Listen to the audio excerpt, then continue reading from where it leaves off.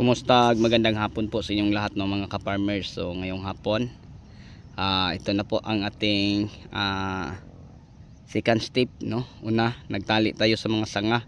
Pagkatapos ay nagtanggal tayo ng mga matatandang dahon sa ilalim para yung bunga po sa ilalim ng ating kamatis ay makikita.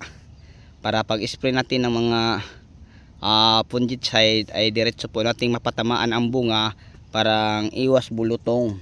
Tapos mga magaganda po ang bunga.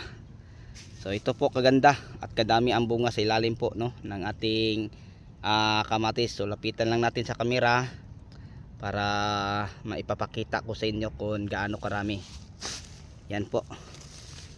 So magkabilaan po mga ka-farmers, no. Okay, yon po ang second step natin. Tinatanggalan po natin ng dahon na matatanda. So hindi po tayo nagpruning mga ka-farmers, kasi pag magpruning tayo hindi din natin makikita ang ganitong karaming bunga. Ayan. So sa nagtatanong sa akin, pwede ba i-pruning ang kamatis, ang sagot ko ay magadefindi. Bakit kung sumagot na magadefindi? Kasi pag kulang tayo sa nutrients mga kapwa ko ka-farmers ay pwede naman natin yung pruningan.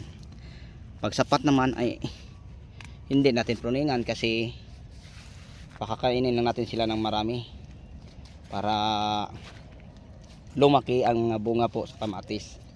Kagaya nito lang yung nakikita niyo mga ka-farmers, mga ka-viewers. So yung mga matatandang dahon lang ang tinatanggal natin. So sobrang daming bunga. Yan.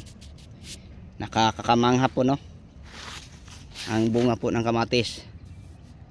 Yan.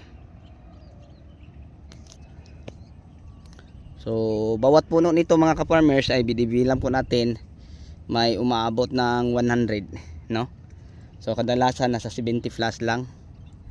Pero bumunga pa to ng marami mga ka-farmers, kasi sa ngayon ay 55 days pa siya. So kita-kita lang natin, no, buwig-buwigan ang mga bunga sa ating kamatis. Yan. So, yun po ang ginagawa sa mga tauhan natin, no. Tinatanggal po nila ang mga matatandang dahon para makita natin ang bunga. Yan. Ikutan natin para makita natin yan. Okay, so nakakatuwa po mga ka-farmers, no, ang mga bunga po sa kamatis, kasi ganyan din karami ang bunga.